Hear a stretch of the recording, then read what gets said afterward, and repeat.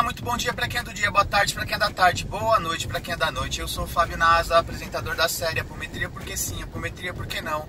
E da série Apometria Estudo de Casos, voltamos com mais um case de sucesso em sucesso junto à tratativa apométrica. Case de hoje intitulado Quando as Trevas Batem à Sua Porta.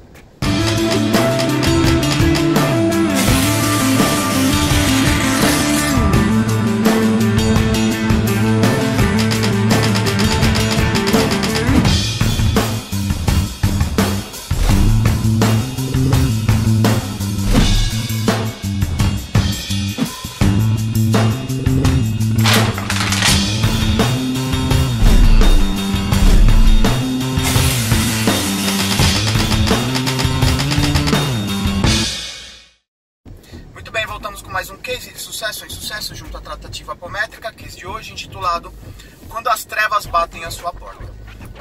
Muito bem, eu vou fragmentar algumas experiências do núcleo da plena, fazendo um contraponto, algumas críticas que eu já faço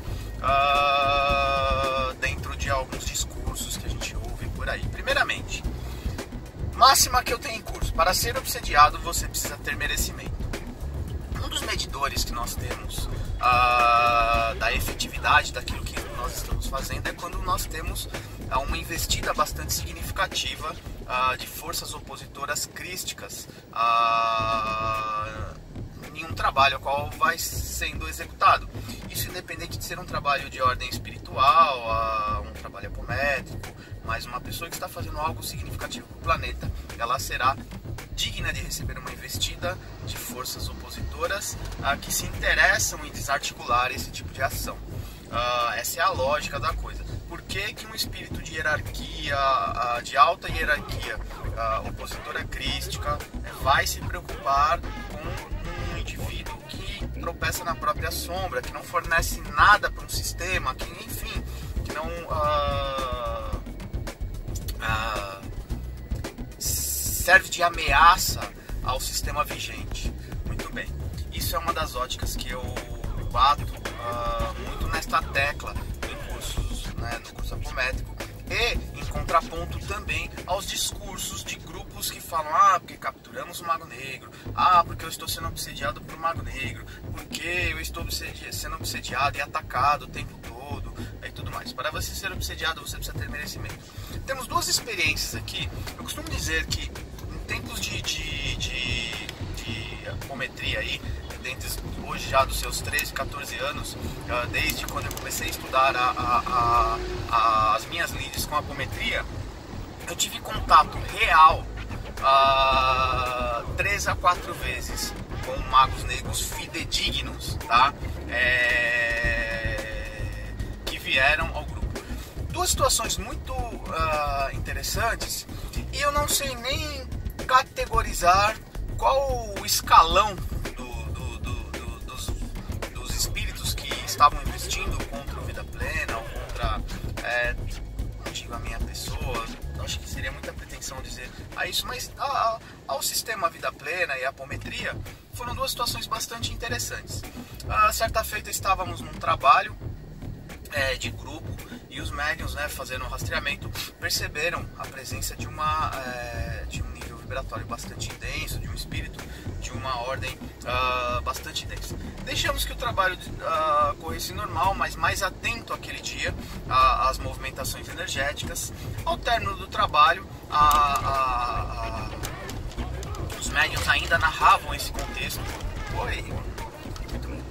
Ao término do trabalho, os médiuns ainda narravam esse contexto, e fizemos então a investigação, pensando que esse contexto poderia ter alguma ligação aí com algum consolente e tudo mais, e não. Então, neste rastreio cautelar, eis que os médiuns narram que havia sim uma presença no campo energético, adentrado a nosso campo de força e tudo mais, e então colocamos um médium à disposição para que houvesse então uma incorporação e uma comunicação para entendermos qual era o contexto. Fizemos então a permissão da comunicação para entendermos o contexto. Eis então que esse espírito incorpora de uma forma finérrima, tá? uma densidade vibratória, claro, bastante pesada. Tínhamos um médium específico na casa que tem uma estrutura energética adequada para isso, e eis que este se manifesta dizendo: estou aqui sobre autorização da esfera de proteção da tua casa, da tua egrégora, e vim observar os trabalhos. E já queria adiantar a vocês que vocês ainda são fichinhas para minha pessoa. O dia que vocês estiverem melhor capacitados estarei aqui novamente para bater de frente com vocês. Enquanto isso, apenas vim observar. Ponto de interrogação e reflexão a vocês. Por que a defesa espiritual da casa, por que a estrutura que nos dá sustentação e suporte permitiria que o espírito dessa esfera adentrasse, mandasse um recado desse? Primeiro, houve um efeito provocativo aí para aguçar o nosso ego, a nossa vaidade, para dizer: olha, médios, vou estudar um pouquinho, tá? Não pensem que vocês são caçadores de magos negros ou de qualquer outra coisa, e vou estudar um pouquinho, tá? Eu tenho uma frase aprendida lendo a trilogia de Robson Pinheiro, né? As trevas trabalham a serviço da luz. Muitos dos nossos impulsos de estudo, de desenvolvimento em várias instâncias foram movimentadas pelas forças opositoras, né? Pelas forças contrárias. Elas também servem os seus propósitos. E aí dá pra gente se aprofundar nesse assunto aí, se a gente pegar no contexto de evolução do ser humano, do planeta, de várias instâncias, nós sabemos que essas interferências, elas foram, de certa forma, elementos movimentadores da lei. Nada escapa aos olhos das potências celestes, nada escapa aos olhos de Deus, do Pai, do Criador e assim por diante. Muito bem, e aí esse espírito sai pela porta da frente, de forma muito respeitosa, inclusive sem deixar nenhum resquício dentro do trabalho, a não ser o eco vibratório dele, mas sem nenhum intento contra o núcleo vida plena, tá? Essa foi uma das... E aí eu nem categorizo esse espírito como sendo ou não um mago negro, mas sim um espírito de uma hierarquia bastante elevada, de uma potência magística aí bastante elevada, e que veio para dar este recado por uma autorização de forças superiores. Outros fatores motivacionais de ele ter adentrado ao grupo, por trás de tudo isso? Sim, mas não cabe agora falar sobre. Uma segunda instância, isso há muito pouco tempo, tivemos um cenário muito parecido. Um médium, uma clarividência bastante aguçada, narra ver um espírito numa condição de mendicância na frente da casa, do lado de fora do nosso campo. Sinaliza a mim como dirigente, digo que vou observar os movimentos todos, e eis então que digo: olha, se ele está lá na frente e ele não adentrou, é porque não era para entrar. Enfim, iniciamos os trabalhos, uma percepção de campo aquele dia mais densa, uma atenção um pouco redobrada aí com relação aos trabalhos. Tem dia que os trabalhos têm um teor vibratório mais sutil, tem dia que mais denso e tudo mais, mas tocamos os trabalhos de uma forma dentro daquilo expectado, esperado, bastante regrado. Ao término do trabalho, um enredo muito parecido, de uma presença, de uma potência espiritual aí mais densa, presente no campo. Eis então que colocamos mais uma vez um médio à disposição e posso dizer que provocamos ou solicitamos então a manifestação dele. Eis que esse espírito se manifesta dizendo o seguinte texto: eu vim sobre ordem dos meus senhores.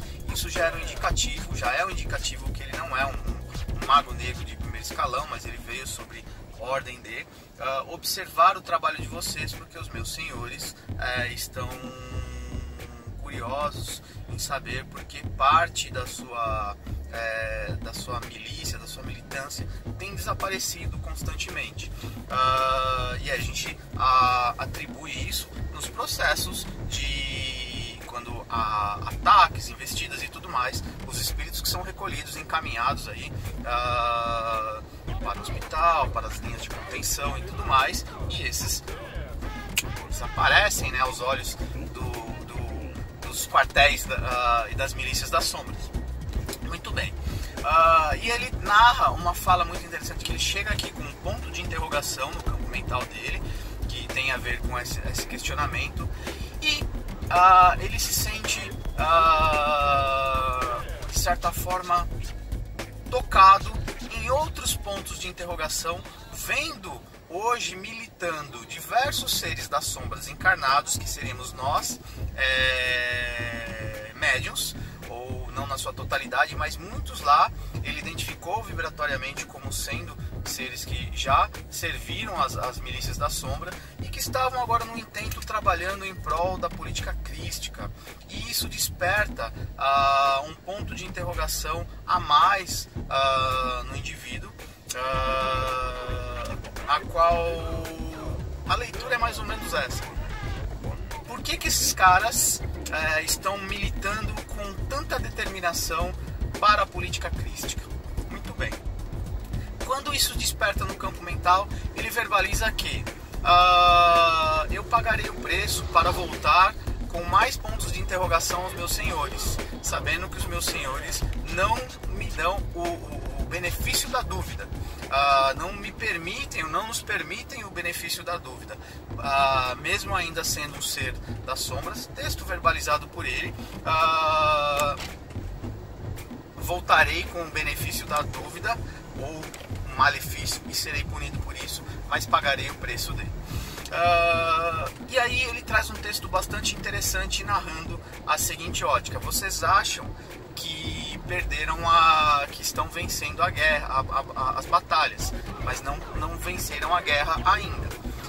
Nós, opositores à política crística, hoje nos preocupamos mais com a coletividade, com o não despertar da coletividade, do que com vocês que já despertaram de certa forma consciencialmente para a política crística.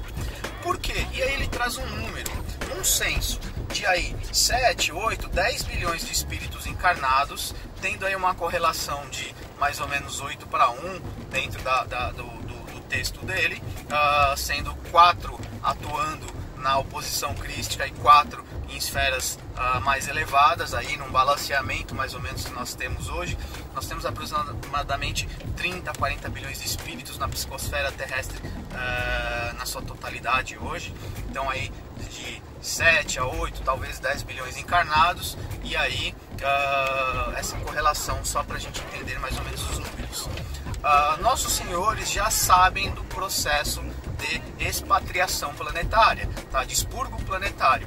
E o intuito agora é levar o maior número de consciências conosco, consciências inconscientes de espíritos, lê-se consciências espíritos conosco, para que continuem sendo dominados em outras esferas evolutivas, tá?